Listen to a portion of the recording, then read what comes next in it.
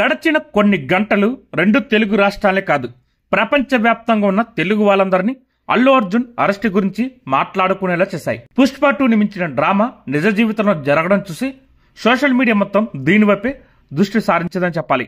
గత కొన్ని నెలలుగా మెగా అల్లు కుటుంబాల మధ్య విభేదాలు ఉన్నాయని ఏవేవో ప్రచారాలు జరగడం మనం చూస్తూనే ఉన్నాం. దానికి తగ్గట్టే megastar Chiranjeevi, power star Pawan Kalyan, Ram Charan, Allu Arjun ఒకే చోట కలుసుకునే సందర్భం రాకపోవడం దీన్ని మరింత బలపరచని చెప్పాలి. ఆ మధ్య నాగబాబు వేసిన కొన్ని ట్వీట్లకు విపరీత అర్థాలు తీసి విచిత్ర నిర్వచనాలు ఇచ్చిన వాళ్ళు కూడా లేకపోలేదు.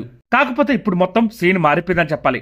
అల్లుడి అరెస్ట్ విషయం తెలియగానే మెగాస్టార్ చిరంజీవి విశ్వంబర షూటింగ్ అప్పటికప్పుడు రద్దు చేసుకుని మరి హుటాహుటిన అల్లు అర్జున్ ఇంటికి వచ్చేశారు. నిజానికి పోలీస్ స్టేషన్ కే వెళ్లాలనుకున్నారు మెగాస్టార్, కానీ పోలీసులు సెక్యూరిటీ కారణాలు చూపడంతో నిర్ణయాన్ని మార్చుకున్నారు.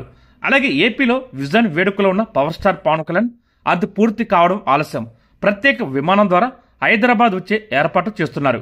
మరి పవన్ కళ్యాణ్ వస్తారో లేక బెయిల్ రావడంతో ఆగిపోతారో తెలియాల్సింది. అలాగే కాలు బాలేక ఆరోగ్యం సహకరించకపోయినా నాగబాబు అన్నయ్యతో పాటే అల్లు అర్జున్ ఇంట్లోనే ఉన్నారు. రామ్ చరణ్ ఏ క్షణమైనా అక్కడికి వెళ్లడానికి సిద్ధంగా ఉన్నారు. అలాగే సాయి తేజ్, వరుణ్, వైష్ణవ్ అందరూ వెళ్తారు. ఇదంతా మెగా ఫ్యామిలీ అల్లు కుటుంబం ఒక్కటేనని సంకేతం ఇస్తుందని అభిమానులు సంతోషం వ్యక్తం చేస్తున్నారు. అలాగే అల్లు అర్జున్ కోసం ముందుగా కదిలింది మావేనని ట్వీట్ చేస్తున్నారు.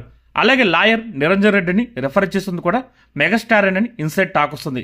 చిన్న చిన్న విభేదాలు ఏమైనా ఉండొచ్చేమో కానీ ఆపద వచ్చినప్పుడు అందరూ ఏకమైపోతామన్న సందేశం ఇవాళ రెండు ఫ్యామిలీస్ స్పష్టంగా చేశాయి. రాబోయే రోజుల్లో ఈ ఘటన గురించి ఒక్కొక్కరు స్పందించే వేదిక వేరు అయినా సరే ఖచ్చితంగా వస్తుంది. లేనిపోని ఆన్లైన్ వార్స్ తో మునిగిపోయే ఫ్యాన్స్ కు ఇవాళ జరిగిన బన్నీ అరెస్ట్ ఉదంతం హ్యాపీగా ముగిసిన ఫ్యామిలీ సినిమాగా అనిపించింది.